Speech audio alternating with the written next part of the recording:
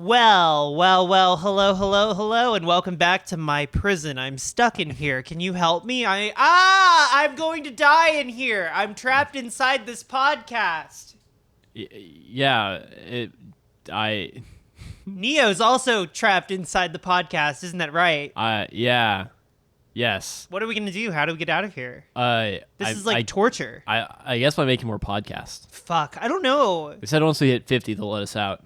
Well, geez, I guess I'm going to have to drink some of this knockoff Red Bull and get the fuck my brain in gear for what's today's episode. Neo, please tell the people at home. It's about Texas Chainsaw Massacre, but not the one you're thinking of.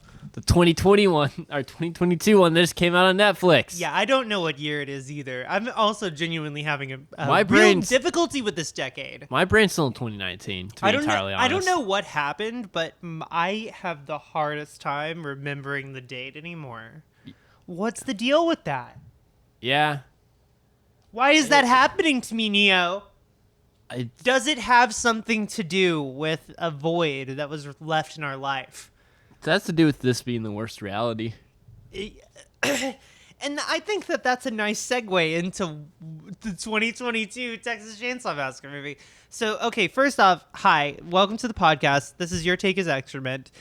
This is the podcast where we are currently talking shit, I guess, because we're still on season 2, season poo. But we keep doing this thing where we're like, we're going to do the next sequel in a thing, and then something comes along that just sort of fucks that all up. We should still do the third one, so we're gonna try to do that next.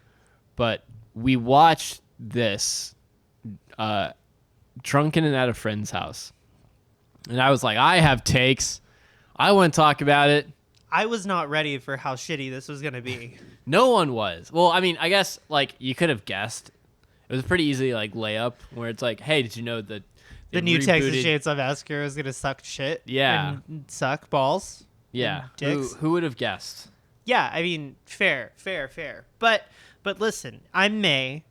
I'm Neo, and before we get too far into it, I just want to shout out our sponsors, Machine Age Productions and the RPG #iHunt, the YouTube channel Blood Thing, and Ambient Dream Studio. It's an Etsy store.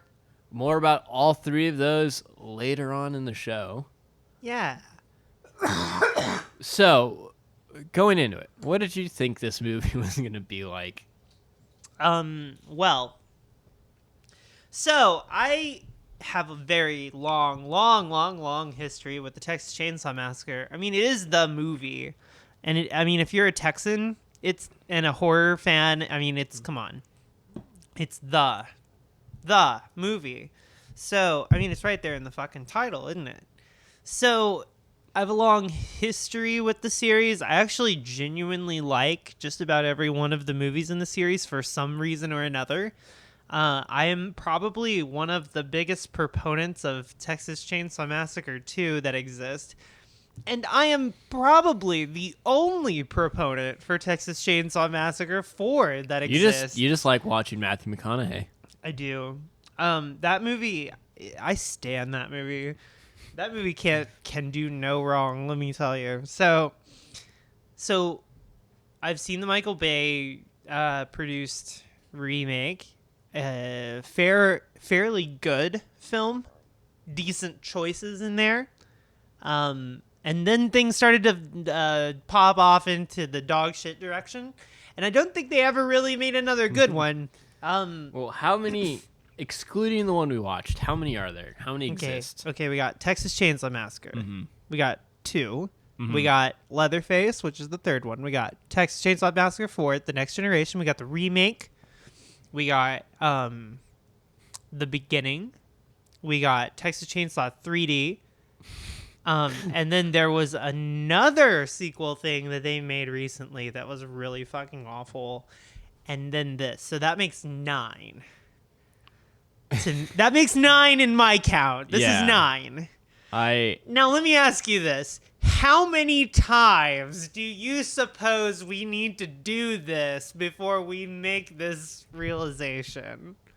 I mean, as long as someone's getting paid, one more time. I can't even imagine. Like, is IP that valuable? Well, no, but I think it's. I mean, fucking everybody who made the first movie is dead.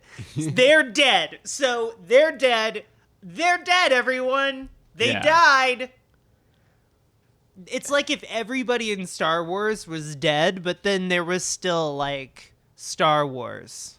Right. Well, I think It's like Weekend at Bernie's with IP, you know what I mean? Well, but I think that's just where media is going, because with all these streaming services, they don't care if it's good, they care if you watch it. Right, it's about literal clicks. So a lot of any original ideas that they could potentially have are immediately sandwiched into an IP. Even when it doesn't belong. Well, and there are things that came out of the Netflix, Amazon, Hulu shit that I genuinely like, that are original ideas, but also they're smushed in between half-cocked remakes. Well, yeah, and now is the moment where I admit that if this was not an IP thing, I might have kind of been behind some of the choices. Genuinely, I did support a couple of the choices. But I think that the biggest problem was all of its tie to Chainsaw. So, but before we get into that, I mean, God, there's so many fucking things to talk about, even to get started with the conversation. But I think okay. Well, so everybody at home, you can watch this on Netflix.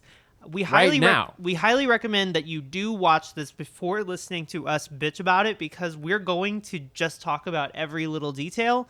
And if you're the kind of person who gives a shit about spoilers, yeah, I mean, we're going to spoil the fucking shit out of it. How else am I supposed to talk about something for an hour? Yeah. So just go ahead and know that off the bat. And a problem this movie has is every minute thing is so literally Chekhov's gunned to the nth degree that by 20 minutes in I was like, and this is what the end's gonna be, and you know exactly what happened. What they Chekhov's gunned harder than anything else has ever Chekhov's gunned. Well, and Jesus, God, okay. Well, I think all of the disclaimers are aside, right? Yes. Okay. Well, in that case, we're going to stick to formula. Neo, can you explain to the people at home, what happens in 2022's Texas Chainsaw Massacre? Here's what I'm going to propose. And yes. a little behind the scenes. Okay. This is the first movie that I was like, May, let's do this. And May is like, oh, huh? Because normally it's May being like, let's watch Hostel. And I'm like, huh? So I didn't want to watch this. You're right. Right. And also, yeah. So so for this podcast, I was the driving force behind. Let's do it on this. So because I'm the driving force, you want me to explain it to summarize the movie. Little role reversal there. Yeah. Ooh, this is getting horny now. Okay. Well. All right. I think that this is very fair. For the record, you're right. I did not want to watch this. And also, I was not looking forward to this. I didn't even look at a trailer for this. I wasn't running out there to see it. I had no interest. It landed on our radar like just a sloppy drop of mud. 20 minutes before we watched it, we learned that it existed. Yeah. And we were like, oh, huh, that sucks. And then we started watching it, and we watched it, and we were like, oh, huh. Thank God that sucks. Thank God for the alcohol, because otherwise we wouldn't have made it through. No, fuck no. God. There were a couple moments where I was like, fuck, we could shut it off, and watch the X-Files. Anyway, it's fine. So, all right. I'm stalling. Because you don't want to. You don't do it. I always pawn this off on you. Yeah. Okay, I'll do it. Okay. I regret if I fuck this up. I was drunk out of my mind. So here comes sip of Red Bull, and we're gonna go for it. I think I was the only one in the room paying attention to the film, but only because I hated it and I was angry at it, and so I wanted to get every detail so I could adequately rant about it. All right. Well, it's gonna be embarrassing for me to recount because every choice is the dumbest possible one. So all right. Okay. So the movie starts with a bunch of a car full of youngsters driving cross country.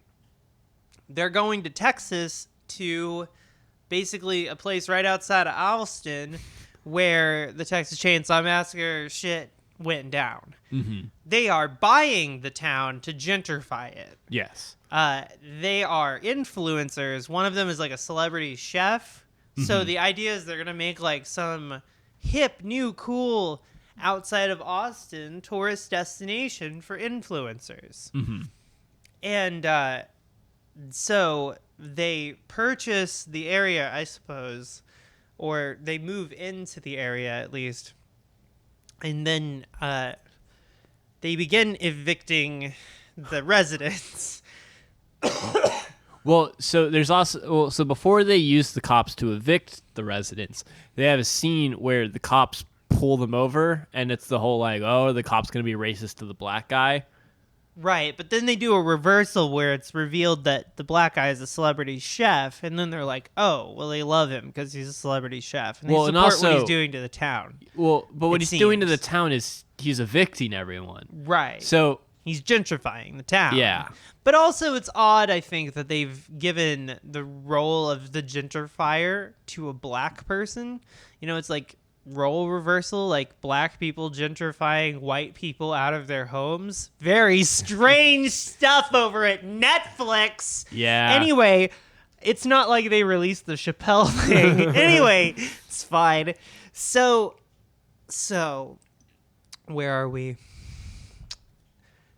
They begin evicting people. They evict one person, and there's like an implied incestuous relationship between this woman and her son. We don't see her son at first. Then she is dying for some mysterious reason. Yeah. They cart her off in an ambulance. Her son goes with. No, they. I'm sorry. No, the police Evict. forcibly evict her while she's going through this physical ailment. They're all in a big van together going to the hospital. Yes. Supposedly. Allegedly.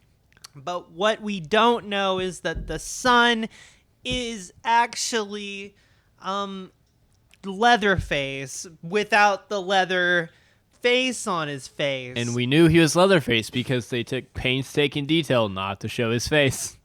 Which matters. Does it? No. So she dies. And then Leatherface is like, I can't believe that I've been gentrified. This is fucking unbelievable. Capitalism is a fuck. So he grabs his so a fucking cop reaches out to grab Leatherface. So he breaks that guy's arm, right? Snaps it, right?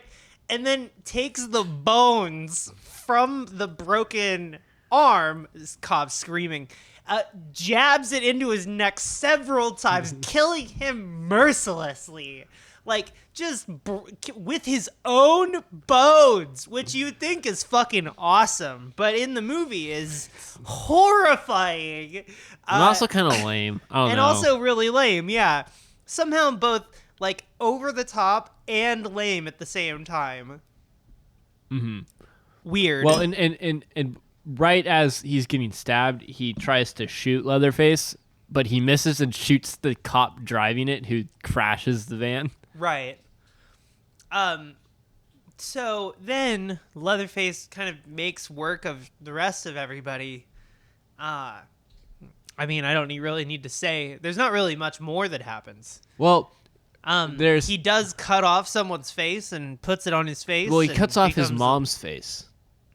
Is that what happened? Yeah. Oh. So he's That's wearing almost. Well, so he's wearing his mom's face. That's kind of horny. Well, a little bit. But there's something I'm gonna connect to after we finish the summary. So he's wearing his mom's face. Then he's also Nope, I lost what I was going for with that. But you also forgot to mention the cowboy character. Oh yeah. Please elaborate on your favorite character. I'm yeah. gonna get this, so substance. So there's this character they meet and he's like, he ranges from being a honest cowboy to a dickhead, and then back to an honest cowboy, and then back to a dickhead, and then back to a hero. Movie can't decide, and No. then like wastes him like that. They waste a couple characters really early. Yeah. And then there's also the girl who got away in the first one. Oh God. Okay. Whoa.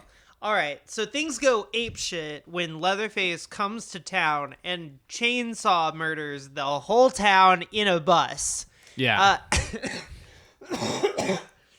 Well, but when we say the whole town, it's a bus full of influencers who came to his city to gentrify it. And also know that there is a moment where the influencers point their phones at Leatherface, who has a chainsaw, and they say, "All right, bro, you're going to get canceled now. One more step and you're canceled." And then he chainsaw murders everybody on the bus. Yeah. Yeah, well, and so then the girl who got away in the first movie, there's this whole buildup about how she's gonna kill him and be this big old badass. Yeah, and so she's played by one of the cultist ladies from Mandy. Yeah. Which is bizarre. Also, this is the moment where I mentioned that I have met the lady Sally from Texas Chainsaw Massacre, whose name currently escapes me, but it will come to me, I promise. Burns? Is it something Marilyn Burns? I want to say her name is Marilyn Burns. I met her once. Mm-hmm. She is dead. She is no longer with us. Rest in peace. She is dead.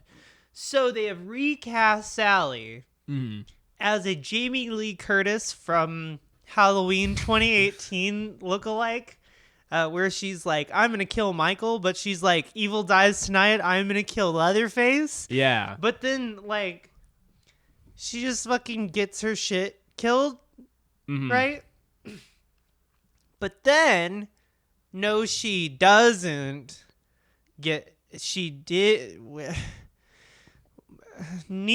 gets chainsawed like in half. Yeah. And then she's like laying there chainsawed in half, and she's got a gun and she shoots him, right? Yeah. And then loads it for another character who we haven't talked about to use.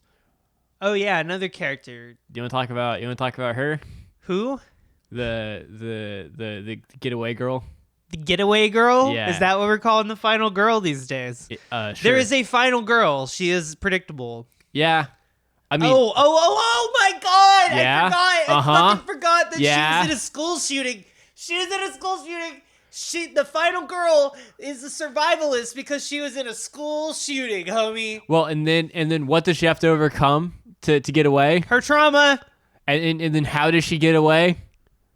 I don't remember. Tell me. She shoots him. She has to. Oh right. She has to get overcome over her fear of guns. Yeah. She has to shoot, so the leftist has to use the gun. It's fucked up, man. Yeah.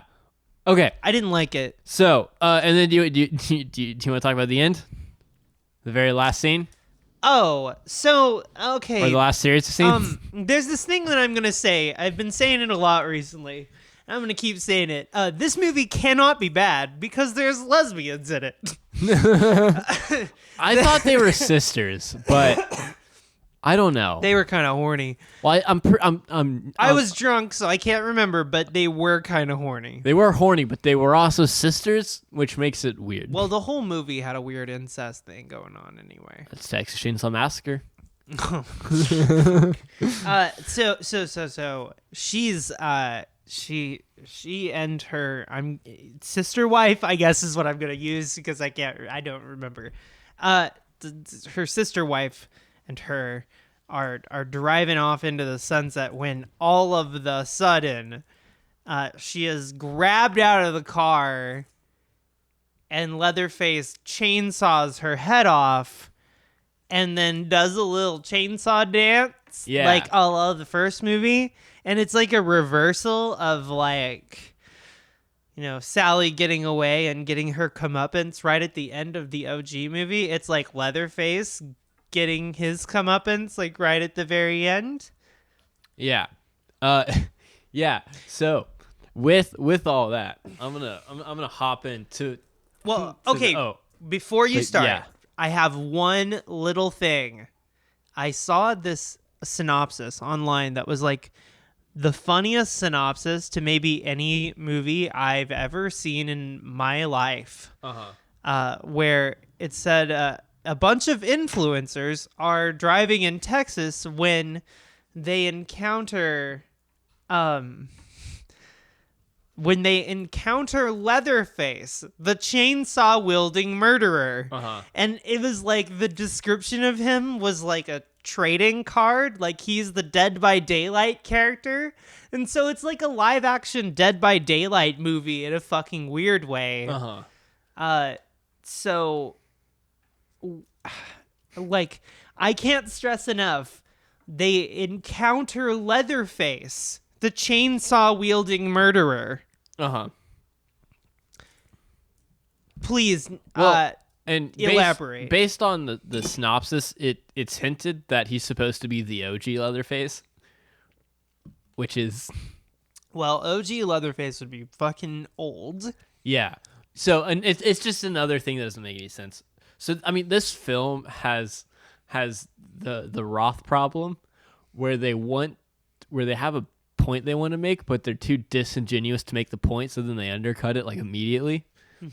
So they so like with the guns and with the girl who survived the school shooting, the way they illustrate that is at the start of the movie, the cowboy like drives up to them as they're getting gas, and he has a gun like in a holster on the side, and they're like quietly amongst themselves making fun of him, and he turns around and he goes, "Well, there are wild hogs around these parts, and they're a pest, and you gotta exterminate the pests. So I'm not trying to show off. It's here so I can kill hogs." Right. So it's almost like saying that guns are a fact of life for a lot of people, and you gotta solve problems with guns. You gotta kill hogs. So it's like, what do you do when there's like, there is school shootings and violence and shit like that? But very good guy with a gun is very good. Yeah. Let me tell you what. So how they illustrate that is how they illustrate this character as a school shooting survivor is she looks at the gun and then she moves her shirt aside and there's like a bullet wound or there's like a bullet scar, and then they get in the car and they're driving off and they're like scrolling through Instagram and like liking all these like school shooting, like anti-school shooting, anti-gun posts. Right. And so it's very implied that she's like a Greta Thunberg type. I mean, what's her name? Come on. What's her fucking name? The lady. Come on. I don't know. She was in that Parkland. Come on. I thought it was a dude. No, like Hogg? Yes, David Hogg. Yeah. Well, okay, she's like, but there was I can't remember her fucking name, but David Hogg, yeah. So it's like a David Hogg situation. Yeah. So it's basically, the movie is basically talking down to the David Hoggs of the world. Right. And saying, all right, I understand that you hate guns, but they are a fact of life. Well, and I understand that you want to have your way in the world, but you are gentrifying the place of white people. Well, yeah, and so then she then they get into the town. Well, and as they're driving into the town, the guy with the gun drives by them rolling coal, and it's like a massive prick. But then so they make a bunch of judgments on him based on this. Well, so they establish him as being kind of polite because they're making fun of him, and he's like, "Okay, well, my response to you mocking me is this is the utility of my gun. Like, I'm not so like, and so then he drives by and it's a prick rolling coal. And then they get to the town and they find the old lady in Leatherface, and they like evict her, but like before they find her, she's flying a Confederate flag in her building. Right. And the black dude is trying to pull the Confederate flag down, but then gets distracted with calling the cops to evict Leatherface's mother.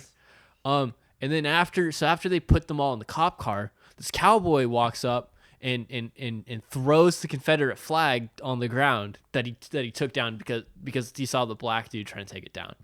And so he takes the Confederate flag and he throws it on the ground. He's like, "You wanted it down. There you go." And then walks off. So he's gone from like being polite to being a gigantic prick to then kind of being polite. Right. So he's inconsistent.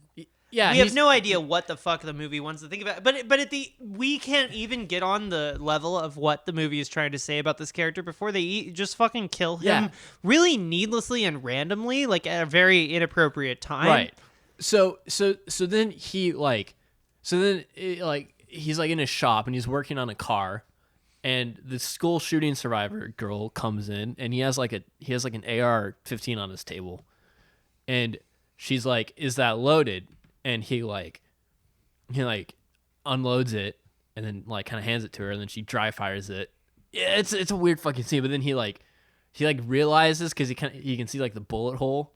Mm-hmm. Or no, because he's like, "You ever shot one of these?" And she's like, "Well, I've been shot at." And then he sees the bullet scar, and then he takes the gun back and then puts it away. Yeah, so as to not trigger her PTSD any further. And so. Yeah, and then you see, this is like a kind and respectful act. And then they have sex. Oh, right, as you do. And then, and then with this character, and then he dies because they find out Leatherface is killing people, and he's like, "Everyone get to safety. I'm gonna kill him." So then he goes and he tries to kill Leatherface. And before that though, he was like, "Hey, did y'all have the deed for the lady you evicted?" And then they find out that no, they didn't actually buy her house. They bought everything else. Right. So they just evicted her. They evicted her illegally. So he takes all their keys because he's like, "Yeah, once you prove to me you evicted her rightfully, once you get the deed, I'll give you the keys back." Yeah. And so then after he takes all the keys is when Leatherface gets loose. And so his dying act is to give them the keys back so they can escape. After he's like, "Everyone get safety, I'm gonna go take care of Leatherface." Right, exactly. So he goes from being polite to a dick to polite to a dick, and then he dies trying to be polite. And it's just what? It's all right, movie. What the fuck do you want me to think about him? Him? Yeah. Because he's supposed to be symbolic of Texas. He also lives in the town. Yeah, works in the town, something like that. He has a garage there. And he's part of this thing where it's the movie just hates Texas, and it's okay, but that's not it's with Texas Chainsaw Massacre, the first one. There's no anti-Texas shit. With the second one, right. there's the director's from Austin, right? Yeah. So I mean, it's kind of like Catholics can only criticize other Catholicism rightfully. Only other Catholics can criticize Catholicism. Yeah. Well, it's this other Texans really have the best takes on how fucked up Texas Yeah. is. And that's why Toby Hooper's great. But this shit, it's just so fake cowboy hat. Yeah, it's it's people. It's someone pretending they get the vibe and then making fun of the vibe, and it's yeah, they do the not. The fuck is wrong? I don't know. It's just it's Texas has a lot of institutional problems, and it has a lot of problems just across the board. And I'm not trying to be an apologist for the state of Texas. We're not doing great as a state. I'm gonna be the first person to say that. But if you're gonna criticize Texas, if you're gonna criticize anything, make sure that you criticize what's wrong with it instead of making up a straw man to criticize. Well, and so what I would compare this movie to is one of those tweets from a liberal that's well, if you don't want to die to gun violence, why do you live in Texas? Right. Well, and it's I just live here, homie. I'm fucking poor. In preparation for this discussion, I actually looked up firearm mortality. And Texas, we're not great, but we're in the middle of the pack. We're in we're pretty close to the middle of gun fatalities per capita. And so it's all right, if you want to make a movie about how horrific gun violence is, I think it's Alabama's number one or something. Or like, it's like even like Yeah, why is this the state? It's like New Mexico and Nevada specific. are both higher than Right. Texas. Yeah. So I don't know. It's like, and so this character and the cops are supposed to be emblematic of Texas, but the movie can't decide how they want them to behave. So the movie can't even construct their straw man properly.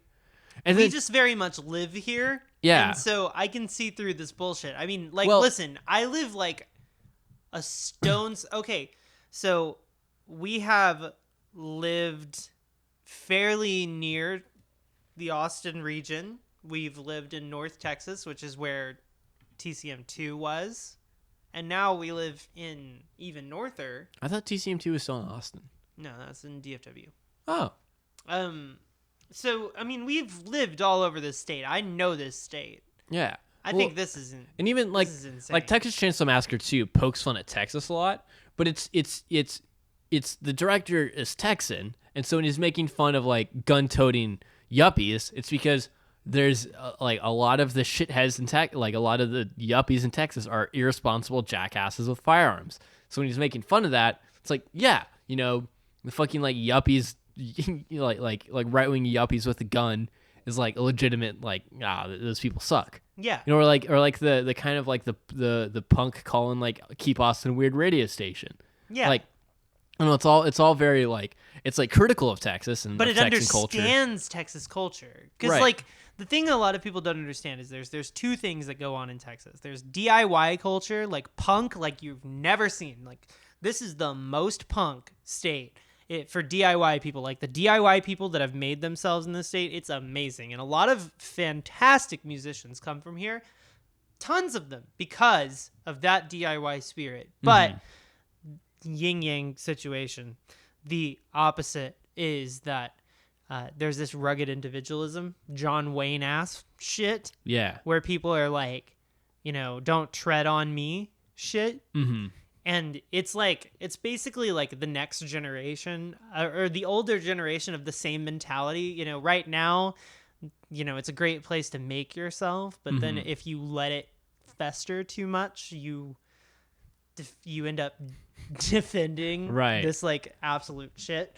So it's kind of that is worth talking about. I Yeah. feel like that is something that's present in Texas Chainsaw Massacre 1 and 2. Even the fourth one, I would say.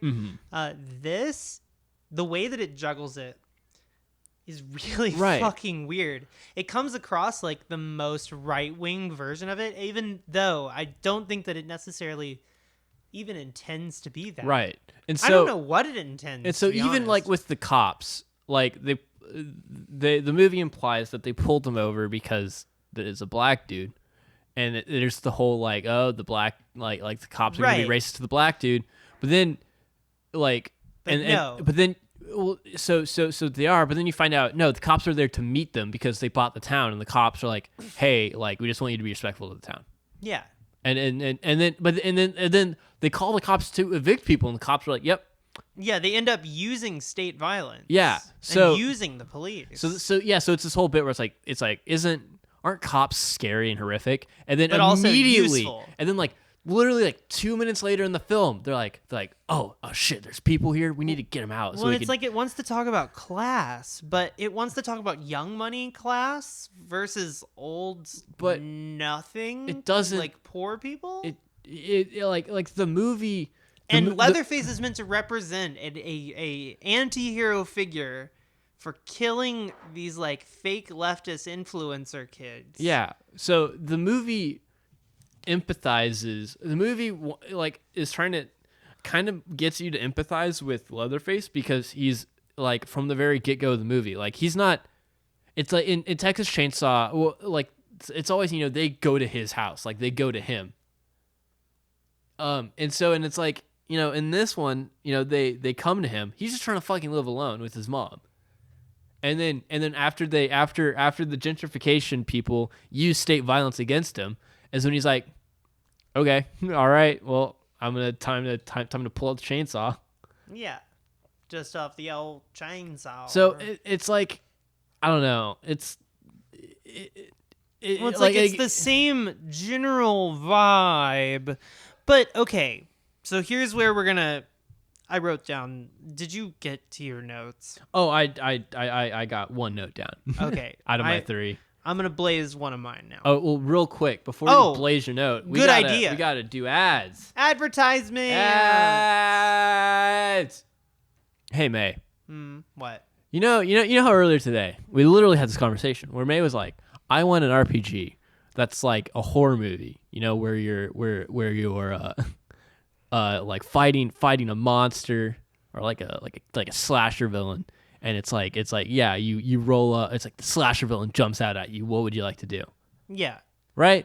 And like I'm not. This isn't a bit. Like this is literally a conversation. You encounter Leatherface. Roll for luck. This is literally a conversation we had today, and I was like, May, I have an answer for you.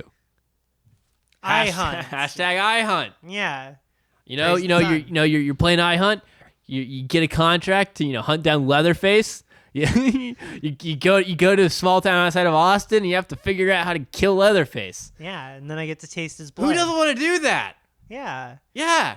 I want to go hunt down Leatherface. Go get the game. Play the game. Play hashtag I hunt. Yeah. You know what would be really cool is if I was playing I Hunt and I got a mission to hunt down Blood Thing, right? Think about it. Like segues are really funny. Yeah. So segues are great. Blood Thing is a YouTube show that sponsors us, and thank you very much, Blood Thing. Check out that YouTube link. It's an animated show, lots of mixed media stuff, very cool. Ambient Dream Studios. Ambient Dream Studios. Tell the people about the poster you purchased. Yeah, I got the poster. That's like there's like this dude. He's kind of alone. He's kind of solitary. And there's all these clouds, but the clouds are like eyeballs, like looking at him. It's very psychedelic. It's very psychedelic. I haven't put it up because I've been running around like a chicken with my head cut off. But I'm gonna put it up. And I love it. It's awesome. It's great. Yeah, it's really, really cool. It's a nice print too. It's a nice the print. Print quality is like very painted quality. Yeah. It's really nice. Yeah. So go check them out. They have like psychedelic art. They have some clothes. They have canvas stuff. I think it's very much our brand of shit. We should work with them on something. We should have them make us a logo. Is it time for a new logo soon? I like the logo. I put a lot of work in that logo. I know you did, but what if send us some fan art? Nobody's sent us fan art or anything either. That could be kind of fun. We will obviously retweet the shit out of your fan art. Yeah. But anyway, patreon.com/excrement is the home base for all of your Patreon needs. If you want to give us dollar bills, that's the place to give us dollar bills. I know sometimes, like, I know I do this, is like I'll be listening to a podcast and I'll be like, I'll feel my wallet catch fire and I'll be like, what the fuck's going on? And then I'll pull it out and it'll be like, May, you have to pay these people now for entertaining you. I understand, friends. I have a bunch of creators that I just pay money on Patreon to that I've stopped using. Like I back when I like played Dungeons and Dragons a lot. Yeah. I like subscribed to a bunch of people who just made little tools, and I still pay them like a couple dollars every month. I have like 4 or 5 people that I just pay for tools I never use. Yeah. Because it's like, the dude worked hard for the tool. Like I will help him out. Yeah.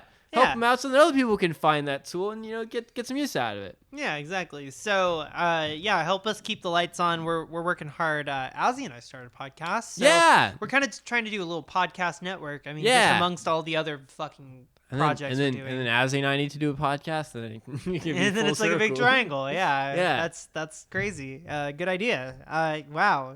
All right. Go check out May's music. Oh, fuck, yeah. Links in the description. It's a lot of it. nickspheres.bandcamp.com/merch. I have tapes, but my tapes are actually very nearly sold out.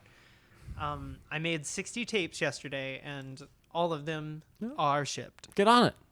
Insane. Make more. I'm working on it. Trust me. Oh, boy, I'm working on it. Oh, boy. All right. Alrighty. Back to the bad movie. Yes. All right. So back to you. What's something you wrote down on your bill that we're using as scratch notes? Okay. So my bill. God. So, all right. My thing here is the original purpose of Texas Chainsaw Massacre. What's the movie about? Real quick. I'm just gonna. gonna I'm trade. physically trading notes so I can know what what May is gonna be talking about. All right, got it. All right. So the original Texas Chainsaw Massacre is basically a movie about the people we marginalize from society and how we don't want to interact with them, right? So there's certain places in the country where just people don't really ever go. Just why would they ever go there? So a lot of our, right-wing things and a lot of our whatever shit ends up, to the margins of society, right? And so this manifests, unfortunately, when those people interact with people that are not from that area and are not used to that level of intensity, just like they're not used to that level of hospitality. So all of it becomes a horror. All of it. So Texas Chainsaw Massacre, the OG movie, is about how no matter what the redneck torture family does for you or to you, it's all the same. You sit there at the table and they give you food and it's fucking terrifying. In the same way that getting hacked apart by them and being turned into food is terrifying. You know what I mean? So it's just our opinion of these people, our perspective on these people is forever going to alter our viewpoint on them.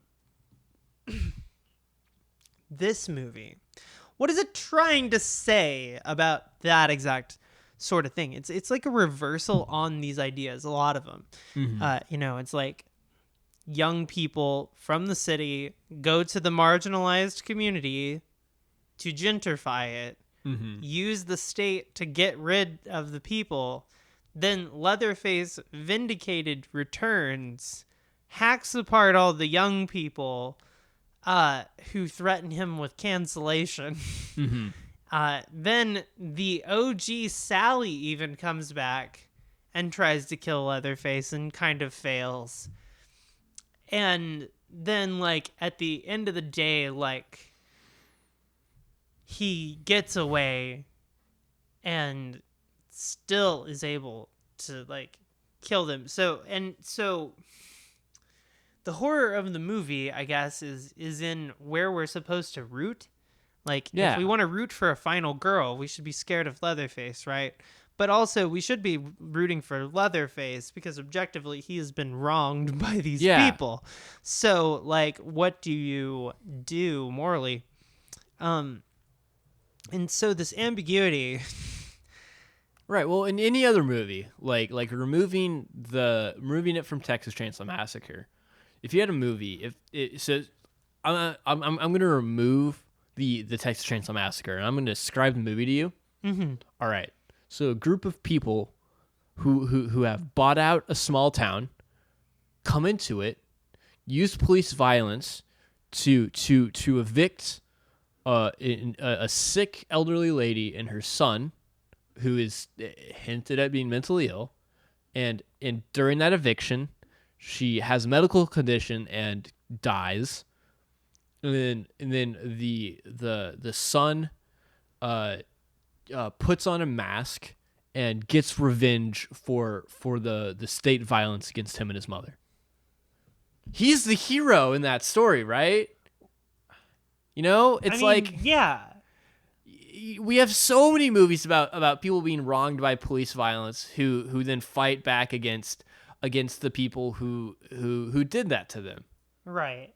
Well, let me paint you another scenario. Yeah. Here's another movie devoid of context. There's a group of kids. They're driving along.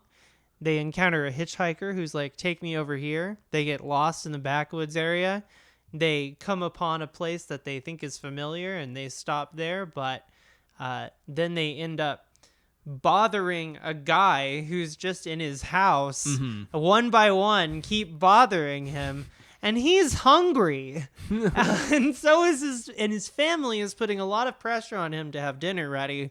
So he's just like, dinner just keeps on coming in, and he's like, well, fuck, I guess I'll just keep on eating, and I'll just keep on cooking. So he continues cooking until eventually a dinner guest shows up as well. Right. And he's like, oh, cool, well, I already made enough food. Right.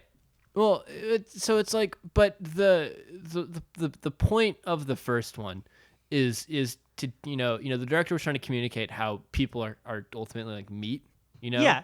and Yes. and it's this response to Vietnam, where it's this response to soldiers being shipped in one by one to get turned into meat. Yeah. Like it's he's looking at Vietnam and he's seen it as this meat grinder where they're just like pushing soldiers into the meat grinder for no real rhyme or reason. Well, and so a comparison here is Toby Hooper, where he came up with the idea for Texas Chainsaw Massacre. He was filming a documentary, and he watched somebody die from a bullet wound, like a gunshot wound. They died, and he was filming it, and he was just like, "Whoa!" And then he watched it back, and it made him like physically ill, and he was like, "Oh my god, like people are just meat. I need to show people that they're just meat. I need to tell everybody." That's like the harsh truth of cinema, is like to demonstrate to people that they are just meat.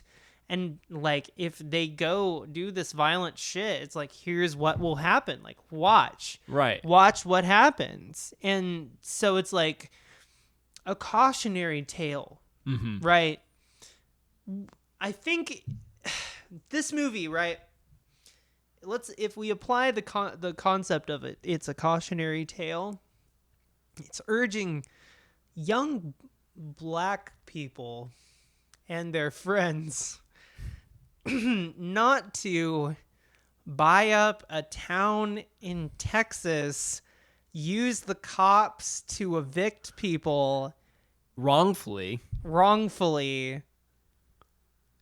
What? Like, is this a reality? Is this a problem? Like, I'm sorry. I just feel like this is just not even reality. Like, because like, if it's trying to talk about gentrification, why doesn't it just talk about that directly?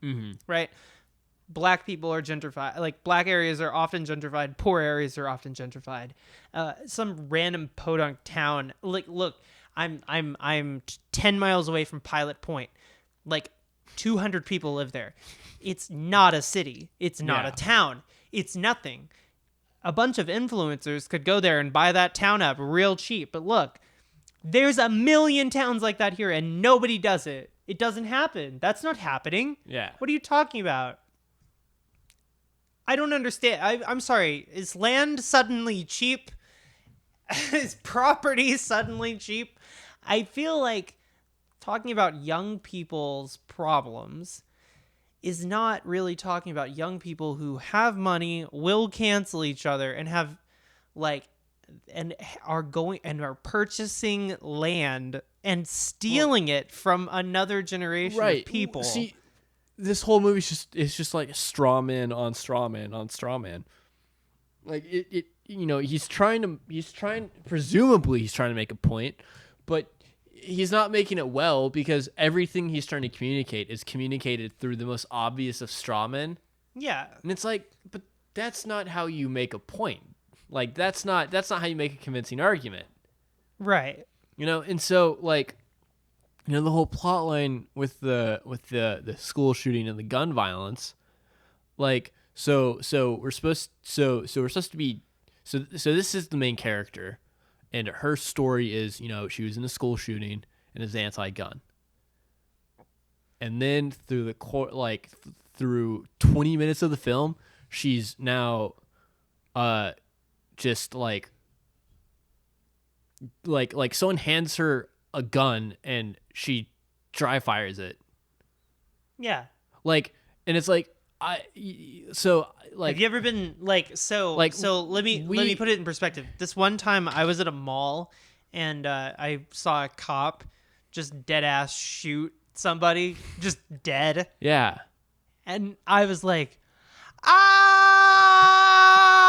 Yeah. And now whenever I see a gun, my heart beats really fast and I don't touch it. And I Right. won't touch it. Well, yeah, and May and I have different experiences with guns, different opinions on guns, and Yeah. like excluding our takes on guns. It's just it's to make this fucking straw man of a character to presumably be like guns are bad, but then immediately have her be kind of okay with guns, and then have to use the gun to fight off Leatherface, and it's just so it's disrespectful to the people it's Victims straw of those. right? Yeah. It's like I'm not like it's just if you're gonna do that, do it responsibly. Like don't half-ass it.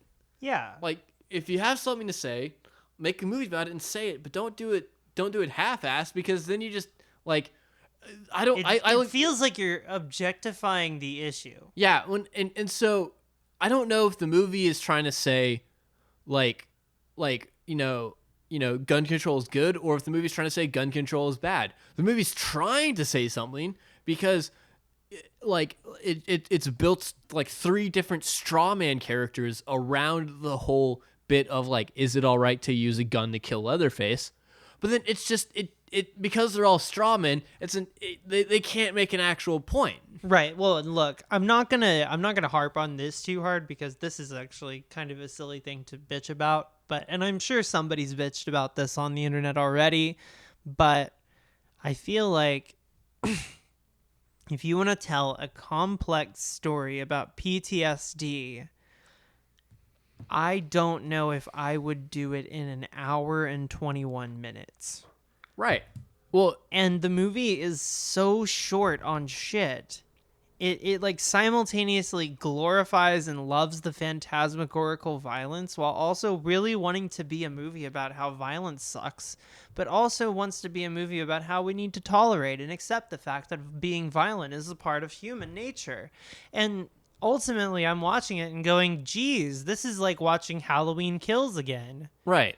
And I didn't like that movie at all. Well, and so in Texas Chainsaw Massacre 2, you literally had the bit where Dennis Hopper, Hopster, Hoppity Hippity Hop Man, right, is like the only thing that can stop a bad guy with a chainsaw is a good guy with a chainsaw. Yeah. So he buys 3 chainsaws, and it's like it's like satirizing that whole bit. You know? It's satirizing the Texas predilection to good guy with a gun, a bad guy with a gun. It's like, oh no, there's a problem. Someone with a chainsaw is killing people. Well, clearly, I need to become that. I'm gonna get my chainsaw and stop him. Right, and exactly. like that's the Texas attitude to a T. Yes. Like, you're doing this, well, I'm gonna match you, and I'm gonna be against you. Yeah. And so it's like, but you can't. What? Like, it's this movie's trying to like kind of communicate that, but at the same time, it's like, well, people with trauma just need to get over the trauma so they can kill Leatherface. It's like, well, I think the implication is not that they need to get over the trauma to kill Leatherface, but that they will. When pressed, someone with trauma is gonna, no matter what, they're gonna pick up the gun and they're gonna shoot at the person. well, that's what the final girl from the first movie in this movie is supposed to be, because she literally has a conversation with her where she's like, I was in your shoes when I was like your age, and I learned that you can't run away. You have to fight it. You have to stand your ground. And then like racks her shotgun or whatever.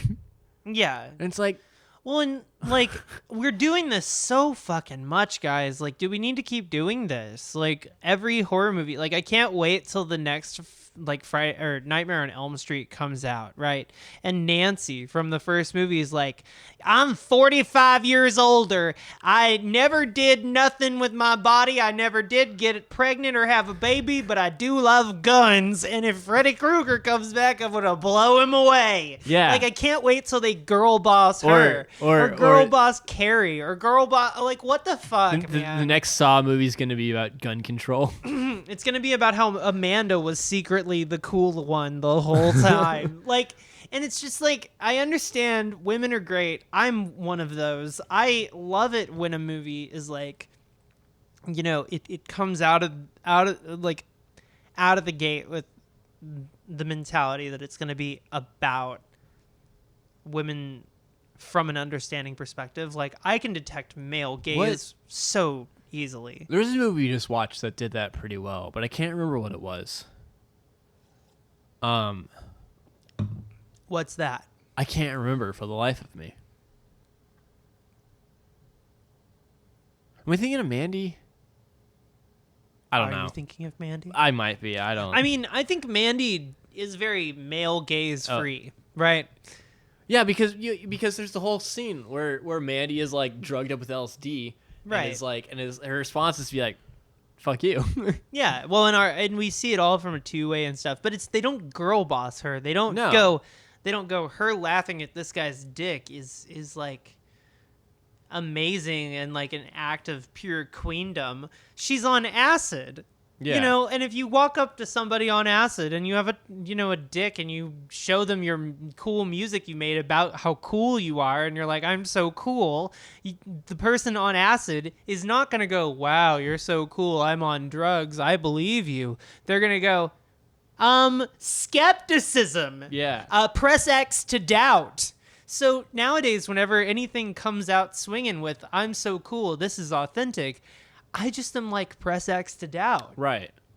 I think that goes along with the movie rather weirdly well, because the movie has this like very weird male gazy attitude about everything. Mm-hmm. It is talking down to victimhood, which is weird.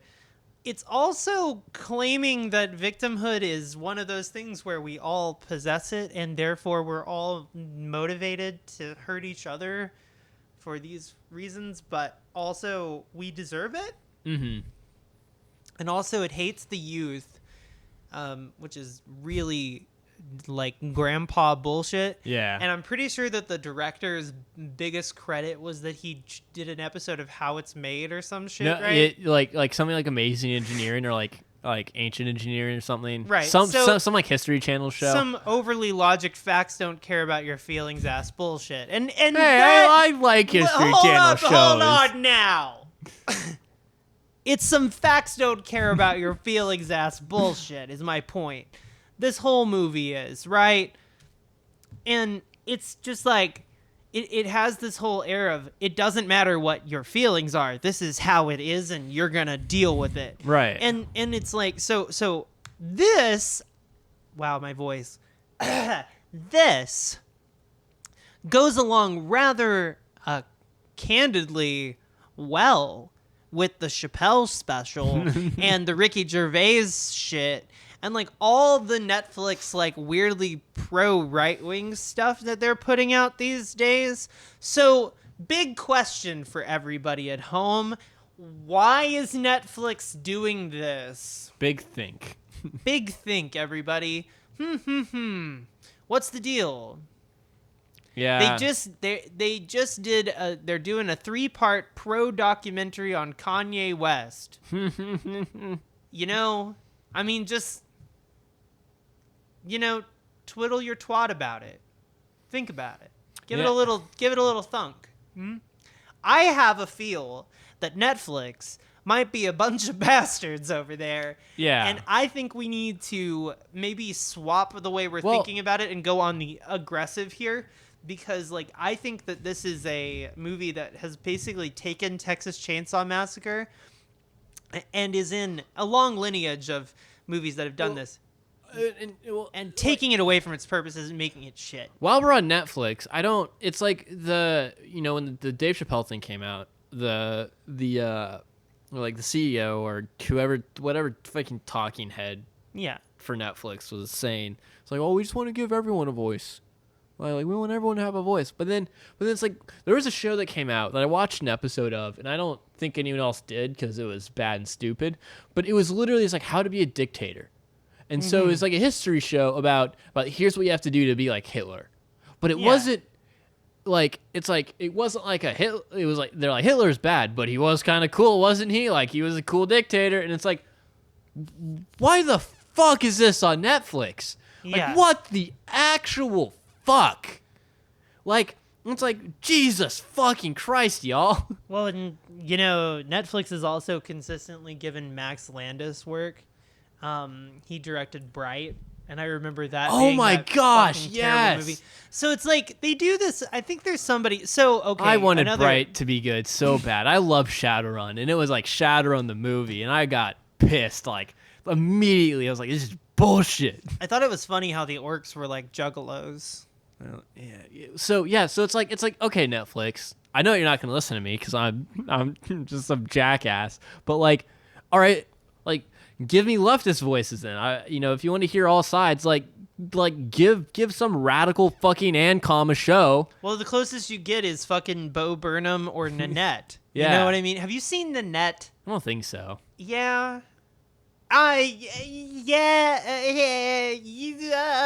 So, Texas Chainsaw Massacre 6 or 9, 10, Texas Chainsaw Massacre 62, the big gay one. What did you think about it? So while everyone else was doing the intelligent thing, because we were at a friend's house and Getting we were fucking drinking, wasted because this movie sucked. and everyone my else butt. was having fun and talking to each other, I intently watched it because I hated it, and I was driven by my rage about this movie, and I only paid attention because it pissed me the fuck off. So I hate it. What do you? So he goes in the shit pile. He goes in the bad shit pile. And this shit is so like vapid Stanky. and stanky and bad. It can't even be used as compost. This is like chemical waste shit. What do you think, May? Ultimately, I thought that it was kind of underwhelming. I didn't really like the movie very much. I found that its attitudes towards the youth were a little bit complexly fucked up and annoying. I thought that the movie was needlessly pedantic about weird millennial shit that Right. it didn't need to be. I thought the movie was inconsistent, badly edited. It felt like a whole bunch of people had their grubby fingers in the decision making and they couldn't decide what they wanted it to be anyway. And it also really wanted to do this smarty pants, I've seen the original Texas Chainsaw Massacre and I know what's going on thing. But failed because I've seen the original Texas Chainsaw Massacre more than any other human who's ever lived. And I can tell you, this movie is horseshit. So at about an hour to 45 minutes into any movie, my ADHD brain goes, how much longer? And it's like it's like a bit where we'll be watching a movie and I'll open my mouth and May was like, you gonna ask how much longer? It's like, yeah. Mm-hmm. This is the first movie ever. I was like, it could have done with like 5 more minutes. Like you put 5 more minutes at the end of the film and it would have been so much better. It was an hour and 21. And you know, like, the OG movie is very short, but it covers some fucking ground and some bases. This movie is... Oh, and also, I'm sorry. Listen, everybody at home, I'm real bummed about this part, but I've never wanted to bitch about the ending credits of something, but here it comes. Here it comes. It's just like Texas Chainsaw Massacre is not a video thing. Texas Chainsaw Massacre is not a video thing. Texas Chainsaw Massacre is a 16 millimeter film thing. Like, it's an OG dirty print film thing. It's a grindhouse vibe. It's an exploitation vibe, but it's good. It's not bad. It's not shit. But it is dirty. And the dirtiness comes from the 16 millimeter quality. It does not come from it being on tape. And I understand that if you're 35, then you watch the Texas Chainsaw Massacre on VHS tape that you rented from your local video store when you were young. I get that. I super get Real that. quick. But that does not mean that the movie has any relation whatsoever to that aesthetic. You are applying that aesthetic to it, you absolute idiot. Like, I cannot believe the ending credits of this have a VHS montage with the Texas Chainsaw Massacre logos with like neon and synthwave. I'm like, excuse me, like, I'm sorry, have I just smoked crack? Like, I feel like I just smoked crack. Why did we do that? Just to give everyone some context, May whipped off her glasses and started rubbing her eyes furiously for that. That one really bothered me, guys. All That right. one really fucking got me. Well, we're coming up on the end. I don't think we hit everything we wanted to talk about, but I don't know if one could, but also, is it worth it? no, Is any part of this a worthy endeavor? no. Yeah, But I feel would like I skip needed the to fuck yell out of about it. Do you feel like we successfully did that? I personally, I have a little bit more yell in me, but it's time to end the episode. So I'm gonna have to go and yell at the moon. Well, no, summarize it in 1 minute or less. Go. What's your point? My point is the who influencers are bad and stupid is just kind of bad and stupid, and it's like, and so you have this huge group of influencers, but they're only there to get murdered in like a minute. Yeah. But it's like what was cool about the first Texas Chainsaw Massacre is that everything was really meaty and like kind of like real. So it's like when the first person gets like hit in the head with the hammer, like it's not over the top. It's not that gory. It's not that like extreme. It's just bonk. You don't even necessarily know if they died. Yeah, You're just like, oh, that person got hurt. That's how people used to kill cows. Like it's like when you'd kill a cow for meat, you'd get in a stall and take a sledgehammer, just bonk it in the back of the head. Yeah, no passion in there. Yeah, and so it's like fast forward to this movie where there's like a John Wick-esque like action scene where he's like schmooving around the bus like chainsawing people, and he's like doing all these like cool badass like close quarters combat chainsaw tricks, and it's like, right, this is stupid. Well, and like the reality is the OG Texas Chainsaw Massacre is a movie where anything with an ego gets lined up against the wall and shot. Like shot instantly with no like hesitation. It's completely mundane how absolutely just matter of fact the killings are, because that's how life is. It just ends Right at boom. And so like this movie is trying to over dramatize death and over dramatize suffering in such an egotistical way. You know, and so ironically, I feel like the big part of it that doesn't understand anything is that it just is so ego driven. Right. It's kind of bafflingly ego driven. Anyway, okay. Anyway. Yeah, let's get the fuck out of here. Go home. We're done. I gotta go take a pee. Oh, well, have a good pee, May. Okay. Well, I'll see y'all next week when we talk about what are we gonna talk about next week? The third movie in the series of House of Thousand Corpses. Yeah. Okay. Potentially. I hate the shit out of that too. Yeah. God damn. Okay. Bye y'all. Bye. Bye.